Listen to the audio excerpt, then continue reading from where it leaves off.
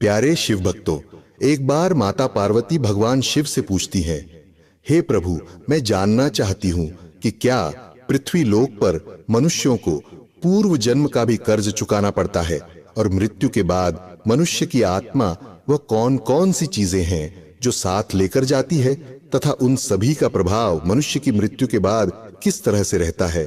तब मुस्कुराते हुए भगवान शिव कहते हैं, हे देवी, आज आपने जो प्रश्न किए हैं वह समस्त मानव जाति के कल्याण हेतु अत्यंत महत्वपूर्ण है। हे देवी, यह सत्य है कि इंसान को अपने पूर्व जन्म का कर्ज अवश्य ही चुकाना पड़ता है और मृत्यु के बाद भी कुछ ऐसी चीजें हैं जो आत्मा के साथ में ही रहती हैं और उनका प्रभाव मनुष्य के दूसरे जन्म पर भी पड़ता है। तब मां पार्वती पूछती हैं, हे प्रभु, यह कैसा कर्ज होता है जो अगले जन्म में भी चुकाना पड़ता है और वह कौन सी चीजें हैं जो अगले जन्म में भी प्रभाव डालती हैं। फिर भगवान शिव कहते हैं, देवी, आज मैं आपको इसी विषय में एक कथा सुनाता हूं। दोस्तों, आप इस कथा को ध्यान से पूरा सुनेंगे तो आपको आपके सभी प्रश्नों के उत्तर अवश्य ही मिल जाएंगे कि पूर्व जन्म का कर्ज क्यों चुकाना पड़ता है। इस कथा का श्रवण करने मात्र से ही आपके जीवन में सुख, संपत्ति और धन की वर्ष होगी, इसलिए इसे पूरा ध्यान से जरूर सुने।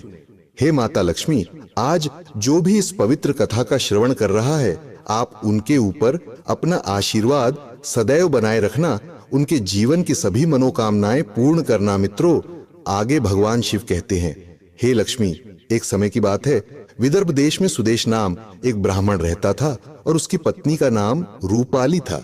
वह अत्यंत गरीब घर में जन्मा था, लेकिन वह अत्यंत बुद्धिमान और मेहनती था। जब वह निर्धन था तब उसे धन की अधिक लालसा नहीं थी, लेकिन अपनी मेहनत के जोर पर जैसे जैसे उसके पास धन का संग्रह होने लगा, तब वह दिन रात उस धन को बढ़ाने की चिंता में डूबा रहता था। उसकी पत्नी रूपाली भी धन की अत्यधिक लालची स्त्री थी।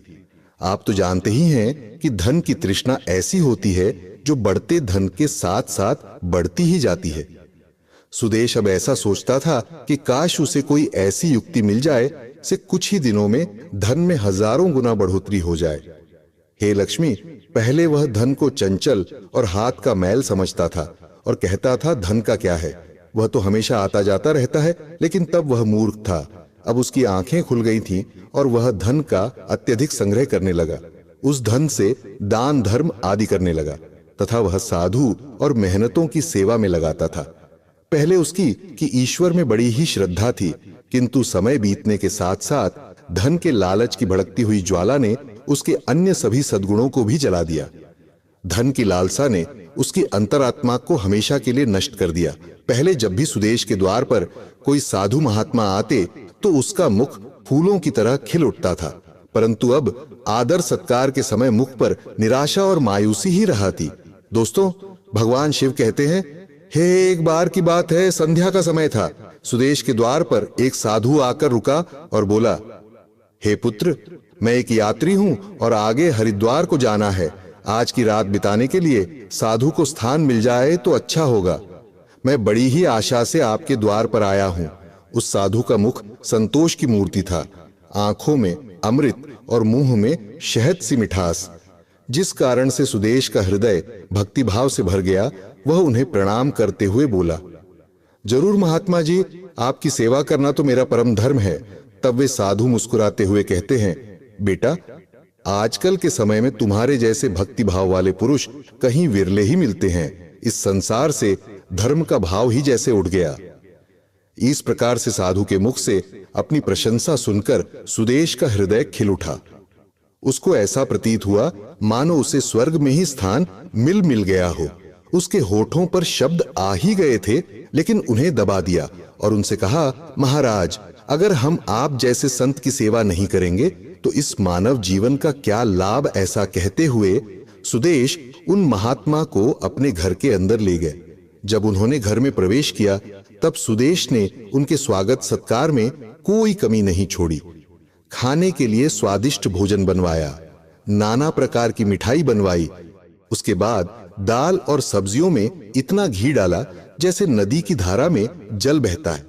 भले ही सुदेश उन महात्मा को इतने पौष्टिक आहार देने के पक्ष में नहीं था, लेकिन महात्मा की बातों में कुछ ऐसी शक्तियां थीं कि उसके वर्षों पुराने विचार चंद पलों में बदल गए। जैसे सूखी धरती पर एक दिन की बारिश से हरियाली छा जाती है। इस भक्तिभाव से महात्मा का दिल खुश हो गया। रात भर बातें होती रही, ज्ञान और भक्ति की चर्चाएं चलती रहीं। अंत में सुदेश ने पूछा कि महात्मा जी, आप साधु कैसे बने? साधु ने हंसकर उत्तर दिया, बेटा बुढ़ापा गया है, अब क्या सारी उम्र गृहस्थी में ही फंसा रहूंगा? कुछ हरिभजन भी तो करना चाहिए। ईश्वर कृपा से बहुत धन कमाया है। मेरे 4 पुत्र हैं और एक कन्या भी है।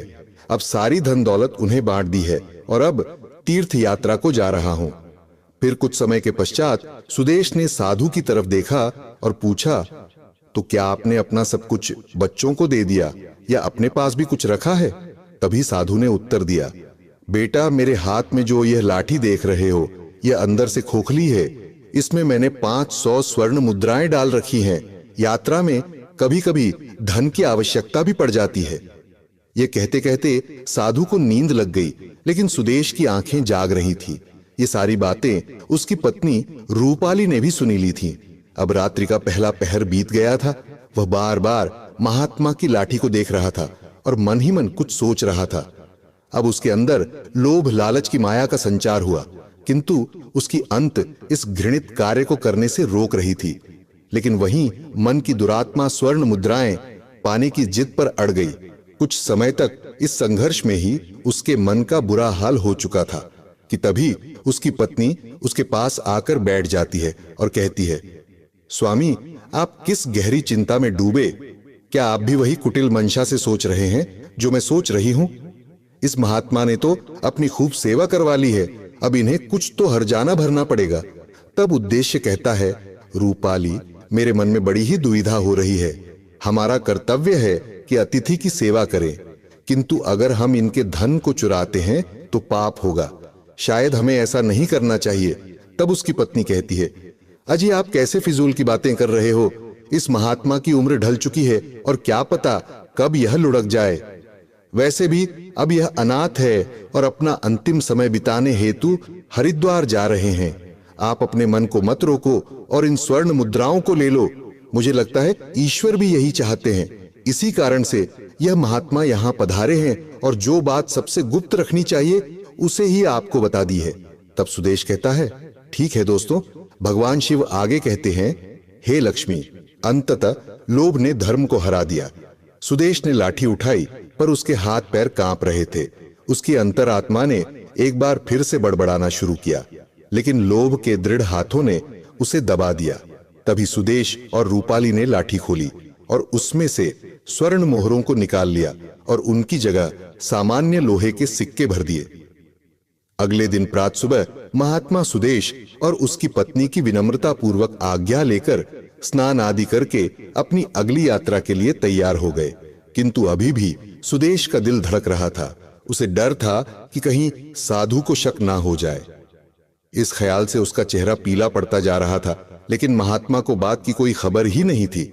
वह तो हंसते हुए बातें कर रहे थे और रात की मेहमान नवाजी के लिए बार बार धन्यवाद दे रहे थे। अपितु जाते समय सुदेश ने कहा, महात्मा जी, मेरे यहाँ संतान नहीं है। कृपया भगवान श्री कृष्ण से प्रार्थना करें कि उनके जैसी ही हमारे यहाँ संतान हो जाए। वैसे तो हम पापी हैं, हमारी प्रार्थना हो का कोई असर नहीं हो सकता, किंतु आप तो महात्मा हैं, भगवान आपकी बात जरूर सुनेंगे। तभी मंद मुस्कान के साथ महात्मा ने उत्तर दिया, सुनेंगे या नहीं ये तो वही जाने, लेकिन मैं तुम्हें आशीर्वाद देता हूं कि भगवान श्री कृष्ण तुम्हें संतान दें। इतना कहकर वे महात्मा वहां से चले गए। अब जैसे सुदेश के सिर से एक बड़ा बोझ हट गया था। उसे ऐसा लगा जैसे महात्मा के जाने के साथ ही उसके दिल से एक पत्थर हट गया हो। किंतु वे दोनों पति पत्नी इस चोरी के फल से नहीं बच सकते थे। ये बात सुदेश का मन और मस्तिष्क भी अनुभव कर रहा था, परंतु वह इस चोरी के प्रकट होने से बहुत डरता था। चोरी का प्रकट होना प्रत्यक्ष था, किंतु उसका फल भविष्य के किसी पर्दे में चुपचाप छिपकर सही अवसर की प्रतीक्षा में था। मनुष्य वर्तमान समय के सामने भविष्य की परवाह नहीं करता है। वहीं दूसरी ओर जब वह महात्मा हरिद्वार पहुंचे तो उनका हृदय अत्यंत प्रसन्न हो गया। यहाँ साधु संतों को देखकर ऐसी प्रसन्नता हुई मानो उन्हें सभी देवताओं के साक्षात दर्शन हो गए हों। उनका मन ईश्वर भक्ति में लीन हो गया। फिर अगले दिन उन्होंने उस मंदिर के मुख्य रसोइये को बुलाकर कहा, मैं यहाँ दर हेतु आने वाले सभी यात्रियों के लिए अन्न दान करना चाहता हूँ। यही एक इच्छा मेरी बाकी है। कृपया आप हमें बताएं कि सभी लोगों के भोजन, निवास और वस्त्र दान के लिए कितना खर्च हो सकता है। तभी उस व्यक्ति ने कुछ हिसाब करते हुए बताया कि महाराज, अन्नदान, निवास और वस्त्र दान और अन्य सभी प्रकार के कार्यों के लिए कुल 400 स्वर्ण मुद्राएं लग सकती हैं तथा 10 से 20 कम अधिक लग सकती हैं।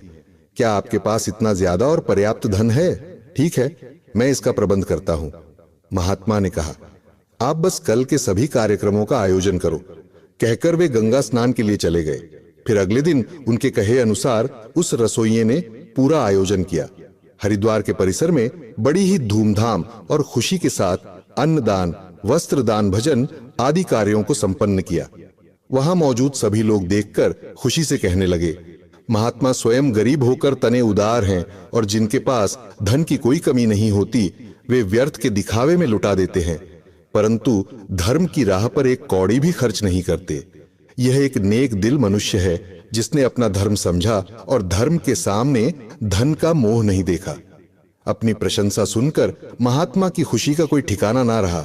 उनका हृदय आनंद से प्रसन्न हो रहा था, किंतु दूसरी ओर उसका भाग्य रो रहा था।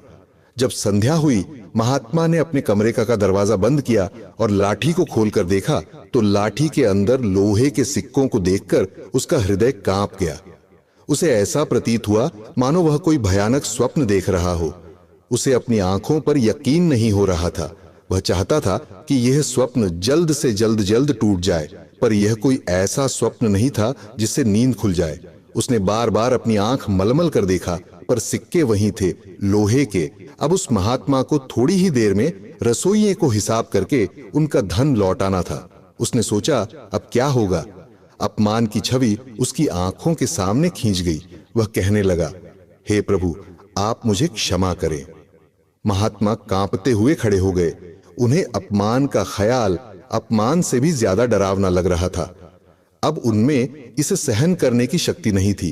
वे कुछ देर तक सोते रहे और उन्होंने अचानक से दरवाजा बंद कर लिया और साथ ही उम्मीदों के द्वार भी बंद हो गए। महात्मा ने चारपाई की रस्सियों को निकाला और उन्हें छत से लटका दिया। अब मौत दरवाजे पर खड़ी थी कि तभी महात्मा की अंतरात्मा ने उपदेश दिया। दिमाग ने भी सलाह दी कि यह तुम क्या कर रहे हो? आत्महत्या सबसे बड़ा निंदनीय कर्म है, ऐसा मत करो। पर निराशा ने हर तरफ से हराक रख दिया। महात्मा का चेहरा मृत व्यक्ति की तरह सफेद पड़ गया था। तब उसने चारपाई पर खड़े होकर अपनी गर्दन में फंदा डाला और कांपते हुए पैरों से चारपाई को ठोकर मार दी। वह महात्मा फांसी पर झूल गया और उसकी मौत हो गई, जहां सुबह बहुत सुखपूर्वक और शांत थी। लेकिन किसे पता था कि शाम इतनी दुखद होगी। कुछ ही समय बाद यह घटना का चारों ओर फैल गई। यह सब देखकर उस रसोइये ने ही महात्मा का अंतिम संस्कार किया और फिर से भगवान का नाम लेकर अपने काम में लग गया। दोस्तों, भगवान शिव आगे कहते हैं, वह महात्मा तो मर गए, लेकिन उनका आशीर्वाद अभी भी जीवित था। 1 साल के भीतर ही चोर ब्राह्मण सुदेश के घर में एक पुत्र का जन्म हुआ। इस अवसर पर सुदेश ऐसे प्रसन्न था मानो सारे संसार का धन उसे मिल गया हो। अब तो अंधेरे घर में प्रकाश छा गया था। उसके पैर धरती पर ना पड़ते थे। उसने बालक का नामकरण संस्कार बड़ी ही धूमधाम से किया। इस उत्सव के अवसर पर एक नगर भोज दिया गया। उस दिन सुदेश ने अपनी सारी जिंदगी की कंजूसी निकाल दी और धन को पानी की तरह बहाया और बालक का नाम आत्म रखा गया। आत्म बहुत ही सुशील और भगवान का उपासक बालक था। उसकी तीक्ष्ण बुद्धि देखकर आश्चर्य होता था। लोग कहते थे कि यह कुल का नाम बढ़ाएगा। सुदेश यह सुनकर फूला ना समा आता था। इसी प्रकार 6 वर्ष बीत गए। मैं शिक्षा ग्रहण करने हेतु आश्रम में गया। वहां भी उसके गुणों का विकास होने लगा। वह हमेशा अपनी कक्षा में प्रथम आया करता था। सुदेश यह देखकर ईश्वर को धन्यवाद करता था। जय श्री कृष्णा मित्रों, ग्वाले का ज्ञान में आपका स्वागत है। क्या अंतिम घड़ी में मृत्यु के समय नाम का जप करने से मनुष्य मुक्त हो सकता है? दोस्तों, कहा जाता है कि नाम जप से बढ़कर इस दुनिया में कोई भी दूसरी साधना नहीं होती। संघर्ष और चिंता के आज के समय में भगवान के पवित्र नाम का जप क्या आपकी सभी समस्याओं और चिंताओं का समाधान कर सकता है? क्या हर कोई भगवान के नाम का जप कर सकता है? भगवान के किस नाम का जप करें? क्या अपने मन से कोई भी नाम जप सकते हैं या केवल गुरु से ही प्राप्त नाम ही सर्वश्रेष्ठ होता है? क्या अंतिम घड़ी में मृत्यु के समय नाम का जप करने से मनुष्य मुक्त हो सकता है? प्यारे दोस्तों, नाम जप भक्ति और परमात्मा प्राप्ति के मार्ग में आने वाले सभी प्रश्नों का उत्तर आपको इस वीडियो में मिलेगा। दोस्तों, कहा जाता है कि भगवान का नाम बहुत ही पवित्र और शक्तिशाली होता है। रोज रोज नाम जप करने से व्यक्ति के जीवन के सभी दुख दर्द खत्म हो जाते हैं और उसे संसार से विदा होने पर मोक्ष की प्राप्ति होती है। एक बार रात्रि का समय था। महात्मा श्यामदास जी भगवान के नाम का अजपा जाप करते हुए अपनी मस्ती में चले जा रहे थे। इस समय वे गहन जंगल से गुजर रहे थे। विरक्त होने के कारण वे महात्मा जी लगातार देशाटन किया करते थे। वे किसी भी एक स्थान पर ज्यादा समय तक पास नहीं रुकते थे। वे भगवान के नाम के प्रेमी थे। दिन रात उनके मुख से भगवान के नाम का जप ही चलता रहता था। स्वयं वह अजपा जाप करते थे और औरों को भी उसी मार्ग पर चलाते थे। चलते चलते वे मार्ग भूल गए, पर चलते जा रहे थे जहां भगवान ले चलेंगे। दूर अंधेरे में बहुत सी दीप मालाएं प्रकाशित थी। महात्मा जी उसी दिशा की ओर चलने लगे। निकट पहुंच के उन्होंने देखा एक वट वृक्ष के पास अनेक प्रकार के वाद्य यंत्र बज रहे हैं। नाच गाना और शराब की महफिल जमी हुई है। कई स्त्री पुरुष साथ में नाचते कूदते हंसते और औरों को हंसा रहे हैं। उनको महसूस हुआ यह मनुष्य नहीं बल्कि प्रेत आत्माएं हैं। श्यामदास जी को देखकर एक प्रेत ने उनका हाथ पकड़ा और कहा, अरे ओ मनुष्य, हमारे राजा तुझे बुला रहे हैं, चलो मेरे साथ। वे मस्त भाव से राजा के पास गए, जो कि एक सिंह सन पर बैठता। वहां राजा के इर्द गिर्द बहुत से प्रेत खड़े थे। प्रेतराज ने कहा, इस ओर तुम क्यों आए? हमारी प्रेत मंडली आज मदमस्त है। इस बात का भी तुमने विचार नहीं किया? तुम्हें क्या मौत का डर नहीं है? मुस्कुराते हुए महात्मा श्यामदास जी बोले, मौत का डर और मुझे, हे राजन, जिसे जीने का मोह ही ना हो उसे मौत का डर कैसा? हम साधु लोग तो मौत को आनंद का विषय मानते हैं। यह तो केवल देह परिवर्तन होता है, जो कि प्रारब्ध कर्म के बिना किसी से नहीं हो सकता। प्रेतराज ने कहा, तुम जानते हो हम लोग कौन हैं? महात्मा जी ने कहा, हां, मैं अनुमान लगा सकता हूं कि आप लोग प्रेतात्मा हो। प्रेतराज ने कहा, तुम जानते हो मानव समाज हमारे नाम से ही कांपता है। महात्मा जी ने कहा, प्रेतराज, मुझे मनुष्य में गिनने की गलती मत करना। हम जिंदा दिखते हुए भी जीने की इच्छा से रहित है। मृत्यु, और यदि जिंदा मानो तो भी आप हमें मार सकते। जीवन मरण तो कर्मों के अधीन है। क्या मैं आपसे एक प्रश्न पूछ सकता हूं? महात्मा की निर्भयता देखकर प्रेतों के राजा को बड़ा आश्चर्य हुआ कि प्रेत का नाम सुनते ही मर जाने वाले मनुष्यों में एक इतनी निर्भयता से बात कर रहा है। सचमुच ऐसे मनुष्य से बात करने में कोई दिक्कत नहीं। वह बोला, पूछो, क्या पूछना चाहते हो? महात्मा जी ने कहा, प्रेतराज, आज यहां आनंद उत्सव क्यों मनाया जा रहा है? प्रेतराज ने कहा, मेरी इकलौती कन्या योग्य पति ना मिलने के कारण अब तक कुंवारी थी, लेकिन अब योग्य जमाई मिलने की संभावना है। कल उसकी शादी है, इसीलिए उत्सव मनाया जा रहा है। महात्मा जी ने हंसते हुए कहा, तुम्हारा जमाई कहां है? मैं उसे देखना चाहता हूं। प्रेतराज ने कहा, जीवन के मोह को त्यागने वाले, हे महात्मा, अभी तक वह हमारे इस प्रेत योनिकों को प्राप्त नहीं हुआ। वह इस जंगल के किनारे बसे गांव के एक धनवान का पुत्र है।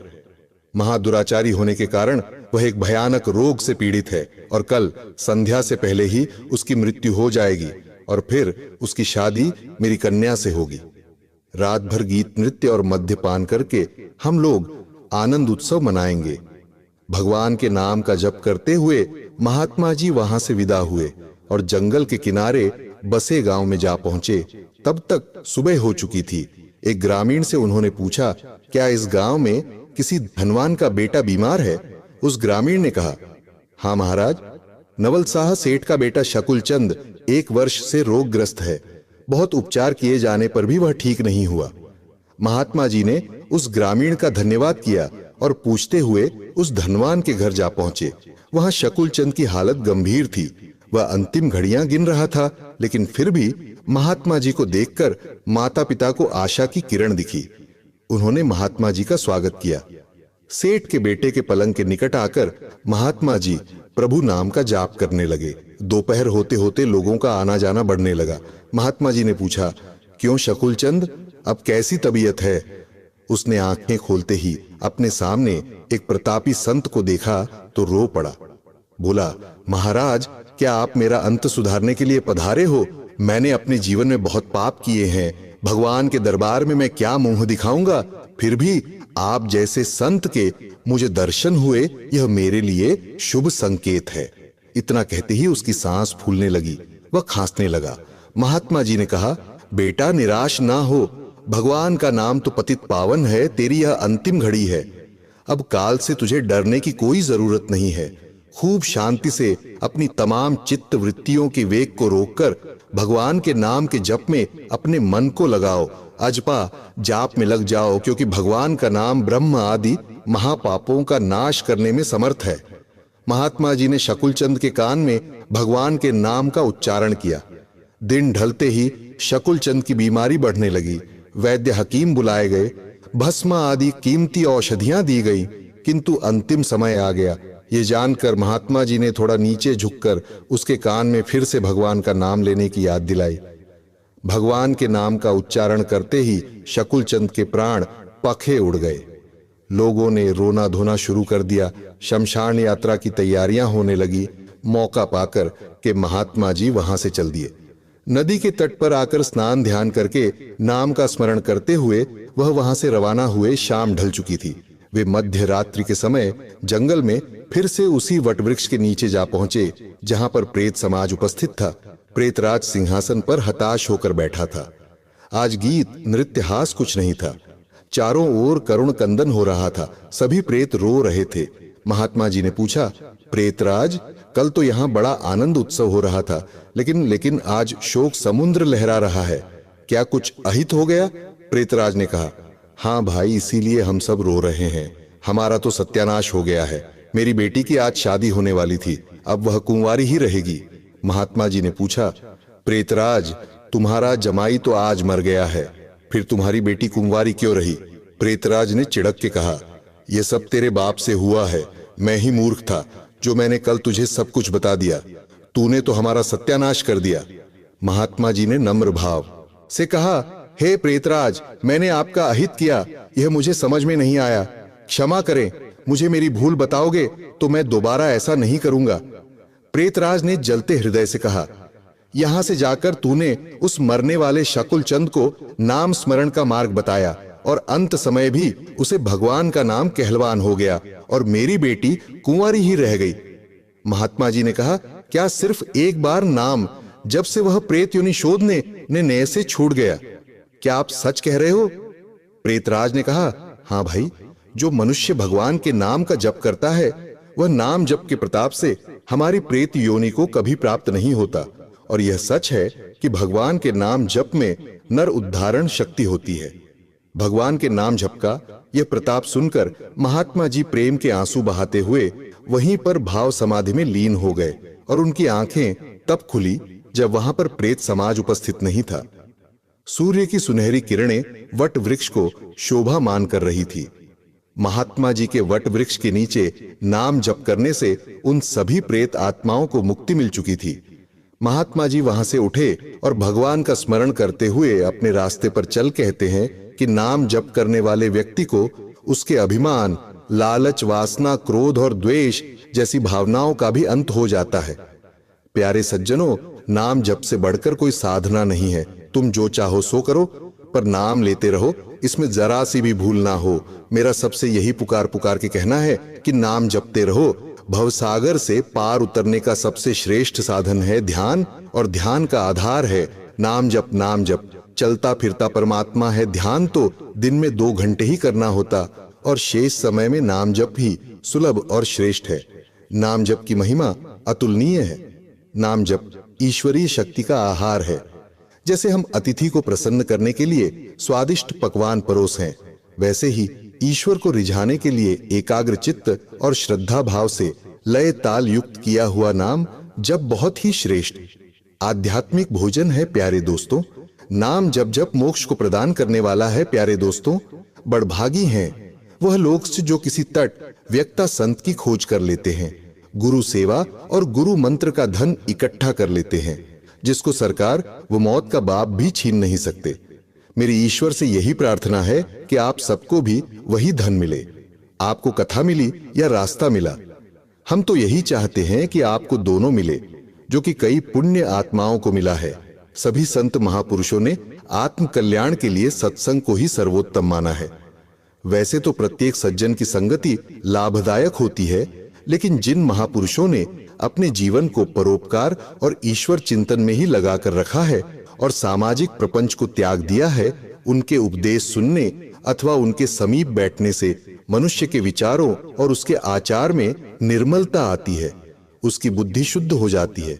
सत्संग के प्रभाव से ही मनुष्य को ज्ञान की प्राप्ति होती है और आत्म कल्याण के मार्ग पर वह अग्रसर होता है।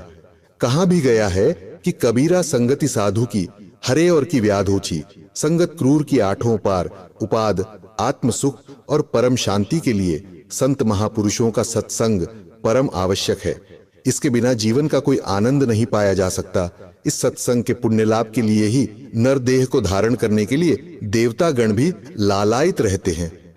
प्यारे दोस्तों, एक बार का जिक्र है, एक बहुत बड़ा चोर था।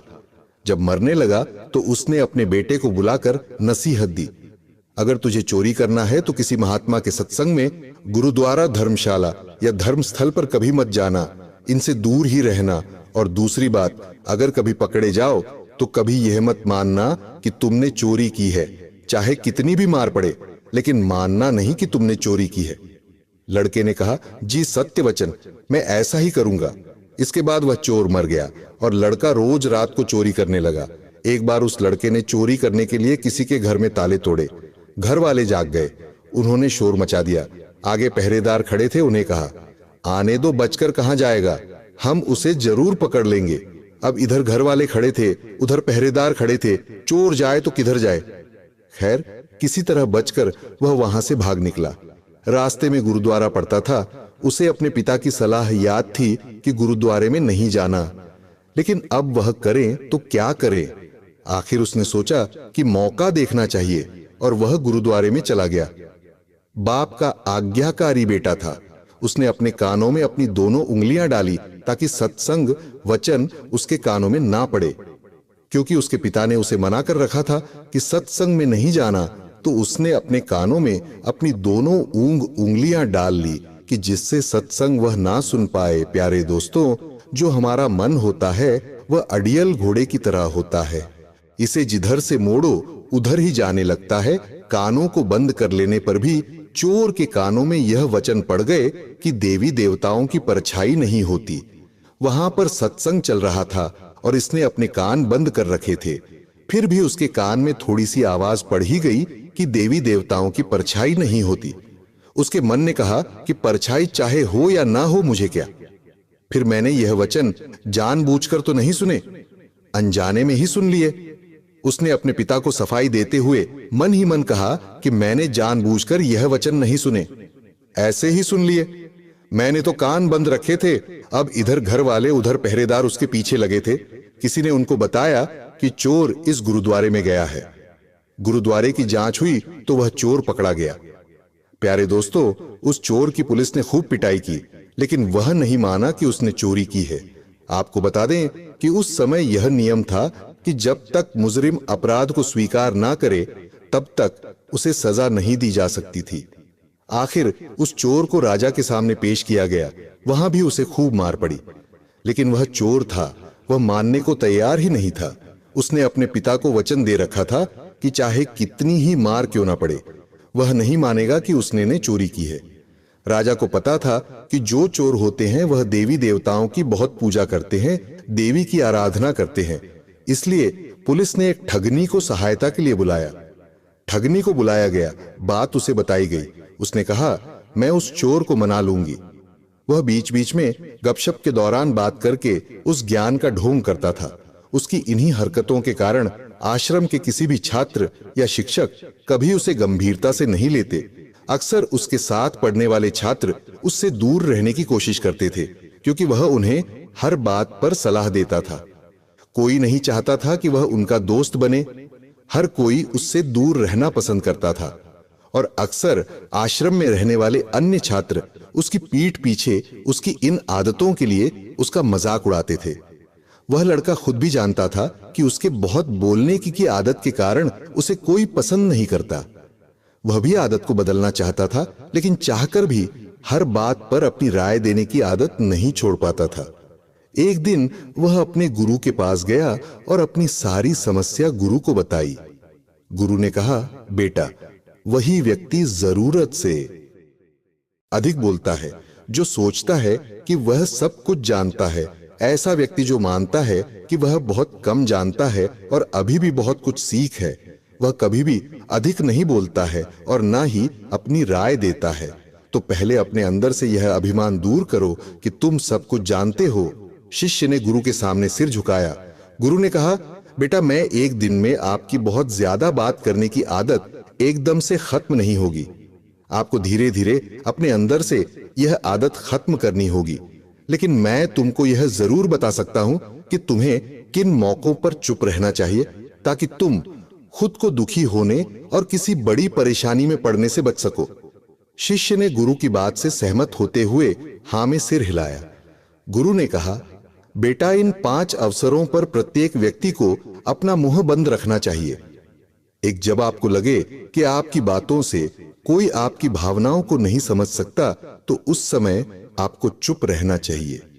अक्सर हम अपने दुख दर्द लोगों को बताना शुरू कर देते हैं, जबकि हमारे आसपास रहने वाले ज्यादा लोगों को इस बात से कोई फर्क नहीं पड़ता कि हमारे जीवन में क्या चल रहा है। हर व्यक्ति को केवल अपनी परवाह है। वह केवल अपने बारे में बात करना चाहता है। वह केवल अपने बारे में सुनना चाहता है। उसे हमारे जीवन की परेशानियों की परवाह नहीं होती और वह हमारे बारे में सुनना नहीं चाहता है। वह आपकी दुखद कहानी 1 या 2 बार सुन सकता है, लेकिन उसके बाद वह आपसे दूर भागना शुरू कर देगा, क्योंकि कोई भी दुखी होना पसंद नहीं करता है। किसी को भी एक उदास और असहाय व्यक्ति के साथ नहीं चाहिए होता है। इसीलिए अपने कुछ करीबी दोस्तों और परिवार के अलावा किसी को भी अपनी परेशानी कभी ना बताएं, क्योंकि अक्सर वे आपकी बातों को समझने के बजाय उनका मजाक उड़ाते हैं। दूसरा, जब आपको नहीं पता कि किसी विशेष अवसर पर क्या कहना है या आपको किसी विशेष घटना के बारे में केवल आधा अधूरा ज्ञान है, तो ऐसे अवसर पर भी आपको चुप रहना चाहिए। ऐसा व्यक्ति जो आधा अधूरा ज्ञान होने के बाद भी उस विषय पर बात करता है, वह सर उपहास का पात्र बन जाता है। ऐसे व्यक्ति को कोई भी गंभीरता से नहीं लेता है। केवल वही व्यक्ति अपनी बात प्रभावी ढंग से रख सकता है जिसे उस विशेष घटना या विषय का गहरा ज्ञान हो। इसीलिए यहां वहां से प्राप्त आधी अधूरी और अन्न पर की जानकारी के आधार पर कभी भी लोगों को समझाने की कोशिश नहीं करनी चाहिए। तीसरा, गुरु ने कहा, जब कोई व्यक्ति आपके सामने किसी तीसरे व्यक्ति की बुराई कर रहा हो, तो ऐसी स्थिति में आपको चुप रहना चाहिए। आपको कभी भी ऐसी नकारात्मक बातचीत का हिस्सा नहीं बनना चाहिए, क्योंकि आज वह व्यक्ति जो कर रहा है आपके सामने किसी तीसरे व्यक्ति की बुराई, कल किसी और के सामने आपकी भी बुराई करेगा। और इस बात की अधिक संभावना है कि आज आपने जिस तीसरे व्यक्ति की बुराई की है, उसे भी इस बात का पता चल जाते तो आप पर ही मुसीबत आ सकती है। इसलिए जब भी कोई किसी दूसरे व्यक्ति की बुराई करे या उसके गलत समय का मजाक उड़ाए, तो आपको बस उसकी बात सुननी है, अपनी राय नहीं देनी है। क्या भगवान हर किसी का साथ देते हैं? यह प्रश्न सदियों से लोगों के मन में उठता रहा है। कुछ लोग कहते हैं कि भगवान सिर्फ उन्हीं की मदद करते हैं जो अच्छे कर्म करते हैं, जबकि कुछ मानते हैं कि ईश्वर हर किसी के साथ होते हैं। बस हमें उनकी उपस्थिति को समझना आना चाहिए। इसी विषय को समझने के लिए एक प्रेरणादायक कथा प्रचलित है, जो हमें सिखाती है कि भगवान किन परिस्थितियों में हमारा साथ देते हैं। दोस्तों, धन्ना जी का जन्म एक सामान्य किसान परिवार में हुआ था। इनके पिताजी खेती करते थे और गायों का पालन किया करते थे। एक दिन धन्ना जी के परिवार के कुलगुरु, जिनका नाम था पंडित त्रिलोचन, वे तीर्थ यात्रा करके लौटे थे और कुछ दिनों के लिए धन्ना जी के घर पर रुक गए। पंडित त्रिलोचन जी शालिग्राम भगवान की सेवा किया करते थे। वह बड़े भाव से भगवान शालिग्राम की सेवा करते थे। उनको पुष्प चढ़ाते, उन्हें भोग लगाते और भगवान को भोग लगाने के बाद ही वह भोजन ग्रहण करते थे। बालक धन्ना पंडित जी को यह सब करते हुए देखता था। उसे भगवान की सेवा बड़ी अच्छी लगती थी। जब पंडित जी भगवान की सेवा करते तो धन्ना को बड़ा ही सुकून मिलने लगता। कुछ दिनों के बाद जब पंडित जी जाने लगे, तब बालक ना पंडित जी से शालिग्राम भगवान के लिए जिद करने लगा। कहने लगा कि मुझे ठाकुर जी चाहिए, परंतु पंडित जी अपने ठाकुर जी छोटे से बालक को कैसे दे सकते थे। धन्ना जी को उनके माता पिता ने बहुत समझाया, परंतु धन्ना जी नहीं माने। अंत में लोगों ने पंडित जी से कहा कि यह तो बालक है, इसे शालिग्राम जैसा कुछ और देकर के भला फुसला दो। अगले दिन पंडित जी नदी में स्नान करने गए। वहां से वह एक गोल मटोल थोड़ा बड़ा सा काले रंग का पत्थर ले आए। वह धन्ना जी के पास आकर बोले, मैं तुम्हें अपने ठाकुर जी को दे दूंगा, लेकिन मेरे पास दो ठाकुर जी हैं, बड़े ठाकुर जी और छोटे ठाकुर जी। तुम्हें कौन से ठाकुर जी चाहिए? धन्ना जी ने झट से जवाब दिया, मुझे तो बड़े ठाकुर जी चाहिए। पंडित जी भी यही चाहते थे। तब पंडित जी ने धन्ना जी को वह बड़ा काला पत्थर बड़े ठाकुर जी बताकर दे दिया। अब ठाकुर जी को पाकर धन्ना जी बहुत प्रसन्न हो गए, बड़े खुश हो गए। वह बड़े भाव से उनकी सेवा करने लगे। जब धन्ना जी गाय चराने खेतों की तरफ जा तो ठाकुर जी को अपने साथ ले जाते। धन्ना जी की मां ने उनको बाजरे की रोटी, साग, अचार और गुड़ खाने के लिए दिया। अब धन्ना जी ने भी निश्चय किया कि वह भी पंडित जी की तरह ही ठाकुर जी को जब तक भोग नहीं लगाएंगे और जब तक ठाकुर जी को खिला नहीं लेंगे, तब तक वह खुद भी भोजन नहीं करेंगे। धन्ना जी जब खेत में पहुंचे तो प्रेम से ठाकुर जी को पुकार कर कहने लगे कि ठाकुर जी, जब तक आप भोग नहीं खाएंगे तब तक मैं भी भोजन नहीं करूंगा। धन्ना जी ने निश्चय किया कि जब तक ठाकुर जी प्रकट होकर भोग नहीं लगाते, वह भी भोजन का एक टुकड़ा भी ग्रहण नहीं करेंगे। जब ठाकुर जी ने भोग नहीं लगाया तो धन्ना जी ने शाम को वह रोटी गाय को खिला दी। 3 दिन तक ऐसा ही चलता रहा। ना ठाकुर जी भोग लगाते और ना धन्ना जी भोजन करते। चौथे दिन की बात है, धन्ना जी की माता फिर से रोटी लेकर आई। अब धन्ना जी खेतों में जाकर जोर जोर से होने लगे और ठाकुर जी से गुहार लगाने लगे। वह बोले, आप तो बड़े ठाकुर जी हैं, आपको तो लोग रोज 56 प्रकार का भोजन खिलाते होंगे, परंतु मैं तो बालक हूं, 3 दिन से भूखा हूं और परेशान हूं। क्या आपको मुझ पर दया भी नहीं आती? मुझ पर दया करके ही थोड़ा सा भोग लगा लो, जिससे मैं भी कुछ खा सकूं, क्योंकि पंडित जी ने कहा था कि आपको खिलाए बिना मैं कुछ नहीं खा सकता। इसीलिए पहले आप खा लो, इसके बाद ही मैं खाऊंगा। धन्ना जी के भोलेपन से की गई प्रार्थना को सुनकर भगवान श्री कृष्ण साक्षात प्रकट हो गए। अपने ठाकुर जी को देखकर धन्ना जी बहुत प्रसन्न हो गए। उन्होंने ठाकुर जी को मां की दी हुई बाजरे की रोटी, साग और गुड़ खाने को दे दिया। ठाकुर जी बड़े चाव से रोटी खाने लगे। 4 रोटी में से 2 रोटी ठाकुर जी ने खा ली। अब ठाकुर जी तीसरी रोटी खाने लगे। तब धन्ना जी ने उनका हाथ पकड़ लिया और कहा, सारी रोटियां आप ही खा जाएंगे। क्या मुझे भी तो भूख लगी है, तो मैं कैसे खाऊंगा? मैं तो 4 दिनों से भूखा हूं, मैंने कुछ भी नहीं खाया है। 2 रोटी आपने खा ली, अब 2 रोटी मेरे लिए छोड़ दो। इसके बाद ठाकुर जी मुस्कुराने लगे और बची हुई 2 रोटियां धन्ना जी ने खाई, जो ठाकुर जी ने छोड़ी थी। अब तो उनका यह रोज का नियम बन गया था। धन्ना जी जब भी गाय चराने जाते तो भोजन खेत में जाकर ठाकुर जी के साथ ही करते थे। एक दिन ठाकुर जी ने नाजी से कहा कि तुम रोज मुझे रोटी खिलाते हो, मैं मुफ्त में रोटी नहीं खाना चाहता था, मैं तुम्हारा कोई काम कर दिया करूंगा। धन्ना जी ने कहा, मैं तो बालक हूं, केवल गाय ही चरा हूं, मैं आपको क्या काम बता सकता हूं? तब ठाकुर जी ने कहा कि मैं तुम्हारी गाय ही चरा दिया करूंगा। उस दिन के बाद से ठाकुर जी धन्ना जी की गाय चराने लगे। एक दिन धन्ना जी ने ठाकुर जी से पूछा, आप मुझे अपने हृदय से क्यों नहीं लगा? तब ठाकुर जी ने कहा, मैं तुम्हें प्रत्यक्ष हो गया हूं,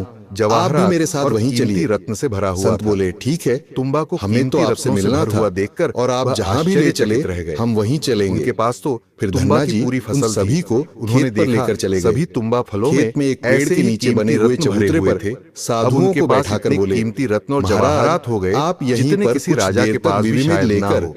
धन्ना इस जी चमत्कार सीधे को बनिए की देखने के दुकान पर बाद पहुंचे। धन्ना जी वहां को पर संत उन्होंने की याद आई, बैलगाड़ी में जो जिन्होंने भी बीज तुम्बा गेहूं के खेत बीज में दिए बोने थे। के लिए रखे था उसे संत ने कहा उसे था बनिए को कि बेच इस दिया फसल से और उसी जो से भी दाल प्राप्त चावल हो और उसे जो भी लोगों की खाना सेवा बनाने में वाला लगा देना। सामान था अब सब खरीद धन्य लिया। जी उस धन से सामान लेकर धन्ना लोगों जी की खेत सेवा पहुंचे। करने लगे। वहां पर फिर वह संतों दोनों के हाथों साथ से मिलकर लोगों बहुत की मदद बढ़िया करने लगे। दालचा चावल और दोस्तों, प्रसाद बनाया। अगर आप हमारे भगवान चैनल को पर भोग नए लगाने हैं के बाद तो हिंदी बड़े स्टोरी प्रेम चैनल से को संत और सब्सक्राइब धन्ना करें। जी ने बैठकर भोजन धन्यवाद। किया।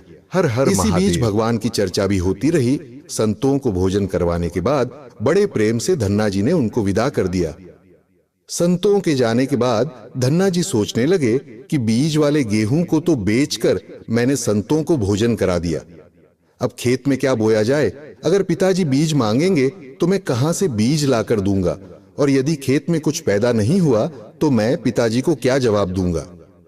यही सोचकर धन्ना जी ने बोरी में रेत भरी और आसपास के लोगों को दिखाने के लिए रेत को खेत में बोने लगे। सुबह से शाम तक सारी बोरियां जो रेत की बनाई थी धन्ना जी ने, वह रेत खेतों में छिड़क दी। आसपास के किसान देख रहे थे कि धन्ना जी खेतों में गेहूं बो रहे हैं, वह तो खेतों में रेत बो रहे थे। खेत बोने के बाद धन्ना जी बड़े प्रसन्न मन से घर की ओर चल दिए। वह सोचने लगे, खेत में तो कुछ उगना नहीं है तो देखभाल भी नहीं करनी पड़ेगी। धन्ना जी जब घर पहुंचे तो पिताजी ने पूछा कि खेत बो आए? धन्ना जी बोले कि पिताजी, मैं खेत बो आया हूं। कुछ दिन बीते। धन्ना जी के पिताजी और गांव के कुछ बड़े बूढ़े लोग धन्ना जी के पास आए और बोले कि तुमने कैसा खेत बोया है?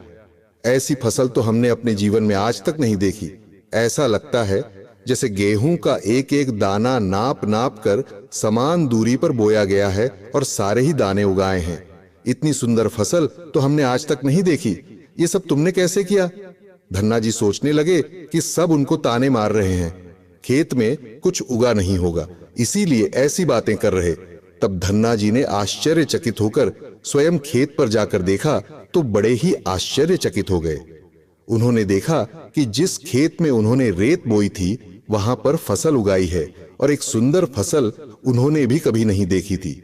फसल को देखकर धन्ना जी को भगवान की कृपा का एहसास हुआ और उनकी आंखों से आंसू निकाल आए। धन्ना जी जोर जोर से रोने लगे। जब धन्ना जी के पिता और अन्य गांव वालों ने रोने का कारण पूछा तब धन्ना ने रोते हुए सारी घटना कह सुनाई। धन्ना जी बोले, पिताजी, जब आपने संतों को घर लाने के लिए मना किया था और खेत बोने के लिए गेहूं दिया था, उसी दिन मुझे मार्ग में कुछ संत मिले थे। मैं उन संतों को अपने घर नहीं लाया और खेत पर ही ठहरा कर जो गेहूं मैंने बीज बोने के लिए लिए थे वह सब बनिए कि दुकान पर बेचकर संतों को भोजन करवा दिया। इसके बाद मैंने लोगों को दिखाने के लिए खेत में रेत को बो दिया। फिर यह फसल कैसे हो गई यह मुझे नहीं मालूम। धन्ना जी की बात सुनकर उनके पिताजी की आंखों में आंसू आ गए और वह बोले, मेरा धन्य भाग्य जो मेरे घर में ऐसे पुत्र ने जन्म लिया। आज के बाद हम तुम्हें रोकेंगे नहीं। खूब साधु को बुलाओ, संतों की सेवा करो, हम तुम्हें अब कभी मना नहीं करेंगे। आज से मैं भी भगवान। बीज बोन के बजाय इन साधु संतों को घर ले गया तो पिताजी आज मान सर पर उठा लेंगे और इन साधुओं को भी भगा देंगे। तब धन्ना जी कुछ विचार करके बोले, महाराज, अभी घर में कोई नहीं है, मैं भी खेतों की तरफ जा रहा हूं, आप भी मेरे साथ वहीं चलिए। संत बोले, ठीक है, हमें तो आपसे मिलना था और आप जहां भी ले चले हम वहीं चलेंगे। फिर धन्ना जी उन सभी को खेत पर लेकर चले गए। खेत में एक पेड़ के नीचे बने हुए चबूतरे पर साधुओं को बैठाकर बोले, महाराज, आप यहीं पर कुछ देर तक विविमेद लेकर धन्ना जी सीधे बनिए की दुकान पर पहुंचे। वहां पर उन्होंने बैलगाड़ी में जो भी बीज गेहूं खेत में बोने के लिए रखे था उसे बनिए को बेच दिया और उसी से दाल चावल और जो भी खाना बनाने वाला सामान था सब खरीद लिया। सामान लेकर धन्ना जी खेत पहुंचे। वहां पर संतों के साथ मिलकर बहुत बढ़िया दालचा चावल और प्रसाद बनाया। भगवान को भोग लगाने के बाद बड़े प्रेम से संत और धन्ना जी ने बैठकर भोजन किया। इसी बीच भगवान की चर्चा भी होती रही। संतों को भोजन करवाने के बाद बड़े प्रेम से धन्ना जी ने उनको विदा कर दिया।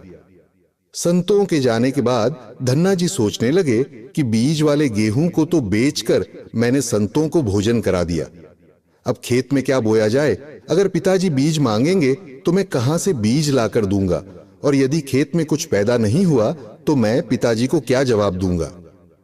यही सोचकर धन्ना जी ने बोरी में रेत भरी और आसपास के लोगों को दिखाने के लिए रेत को खेत में बोने लगे। सुबह से शाम तक सारी बोरियां जो रेत की बनाई थी धन्ना जी ने, वह रेत खेतों में छिड़क दी। आसपास के किसान देख रहे थे कि धन्ना जी खेतों में गेहूं बो रहे हैं, वह तो खेतों में रेत बो रहे थे। खेत बोने के बाद धन्ना जी बड़े प्रसन्न मन से घर की ओर चल दिए। वह सोचने लगे, खेत में तो कुछ उगना नहीं है, तो देखभाल भी नहीं करनी पड़ेगी। धन्ना जी जब घर पहुंचे तो पिताजी ने पूछा कि खेत बो आए? धन्ना जी बोले कि पिताजी, मैं खेत बो आया हूं। कुछ दिन बीते धन्ना जी के पिताजी और गांव के कुछ बड़े बूढ़े लोग धन्ना जी के पास आए और बोले कि तुमने कैसा खेत बोया है? ऐसी फसल तो हमने अपने जीवन में आज तक नहीं देखी। ऐसा लगता है जैसे गेहूं का एक एक दाना नाप नाप कर समान दूरी पर बोया गया है और सारे ही दाने उगाए हैं। इतनी सुंदर फसल तो हमने आज तक नहीं देखी। ये सब तुमने कैसे किया? धन्ना जी सोचने लगे कि सब उनको ताने मार रहे हैं, खेत में कुछ उगा नहीं होगा, इसीलिए ऐसी बातें कर रहे। तब धन्ना जी ने आश्चर्यचकित होकर स्वयं खेत पर जाकर देखा तो बड़े ही आश्चर्यचकित हो गए। उन्होंने देखा कि जिस खेत में उन्होंने रेत बोई थी वहां पर फसल उगाई है और एक सुंदर फसल उन्होंने भी कभी नहीं देखी थी। फसल को देखकर धन्ना जी को भगवान की कृपा का एहसास हुआ और उनकी आंखों से आंसू निकाल आए। धन्ना जी जोर जोर से रोने लगे। जब धन्ना जी के पिता और अन्य गांव वालों ने रोने का कारण पूछा, तब धन्ना ने रोते हुए सारी घटना कह सुनाई। धन्ना जी बोले, पिताजी, जब आपने संतों को घर लाने के लिए मना किया था और खेत बोने के लिए गेहूं दिया था, उसी दिन मुझे मार्ग में कुछ संत मिले थे। मैं उन संतों को अपने घर नहीं लाया और खेत पर ही ठहरा कर जो गेहूं मैंने बीज बोने के लिए थे वह सब बनिए कि दुकान पर बेचकर संतों को भोजन करवा दिया। इसके बाद मैंने लोगों को दिखाने के लिए खेत में रेत को बो दिया। फिर यह फसल कैसे हो गई यह मुझे नहीं मालूम। धन्ना जी की बात सुनकर उनके पिताजी की आंखों में आंसू आ गए और वह बोले, मेरा धन्य भाग्य जो मेरे घर में ऐसे पुत्र ने जन्म लिया। आज के बाद हम तुम्हें रोकेंगे नहीं। खूब साधु को बुलाओ, संतों की सेवा करो, हम तुम्हें अब कभी मना नहीं करेंगे। आज से मैं भी भगवान